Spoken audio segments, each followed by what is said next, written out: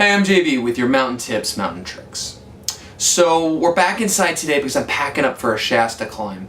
And as I was going through the gear, it occurred to me that one of the things I haven't really talked too much about is foot care and just keeping our feet blister free. So there's two elements that contribute to us getting blisters. One is moisture and the other is friction. Ideally, if we can eliminate those two things, we can go into the backcountry and do all our climbing, backpacking, whatever, blister-free and hopefully happy. So it starts with our boots. Now this is my winter mountaineering and my high altitude boot. It's really stiff, hard fabric. So the two things we've got to take into consideration here is, one, that it fits well. If it's too loose or if it doesn't quite fit right, it's going to contribute to that rubbing that causes blisters. The other thing is, because it's such a stiff boot, because it has really hard fabric, we want to make sure that we loosen it up or we break it in prior to our climb.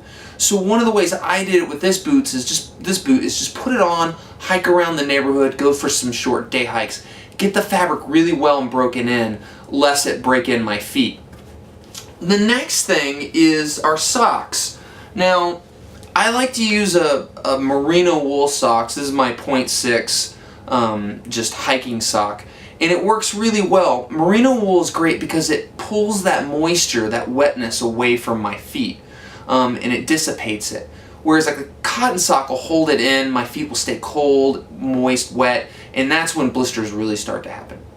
Now additionally, I could wear a liner of some sort that'll help reduce the friction as well. And you can get those in merino wool or synthetic as well. Now the synthetics typically don't draw the moisture away from your feet as well as merino wool. So if you're, if you have a wet foot or someone who sweats a lot, make sure that that liner is also merino wool, and that'll help you out. Another way to keep that moistness down is to use a little bit of baking powder. This works really well, not only keeping your foot dry, but it also keeps it odor-free, which is important if you're on a longer trip. Finally, if you get a hot spot, go ahead and treat it right away. If you start to get that red, rubbed, sore spot that's about to turn into a blister, you can use duct tape, new skin, moleskin. There's a lot of products on the market. I like mole foam, and if you can see, I've cut a hole out of the center here, so that even the mole foam itself doesn't rub on the blister as it's forming. Hopefully this fabric here, this material, will help keep the fabric of my sock or my boot away from the hot spot and keep that blister from forming. So, well, hopefully that helps you out. If you have any questions, shoot me an email, jd@swsmtns.com, and hopefully we'll see you in the mountains. Thanks.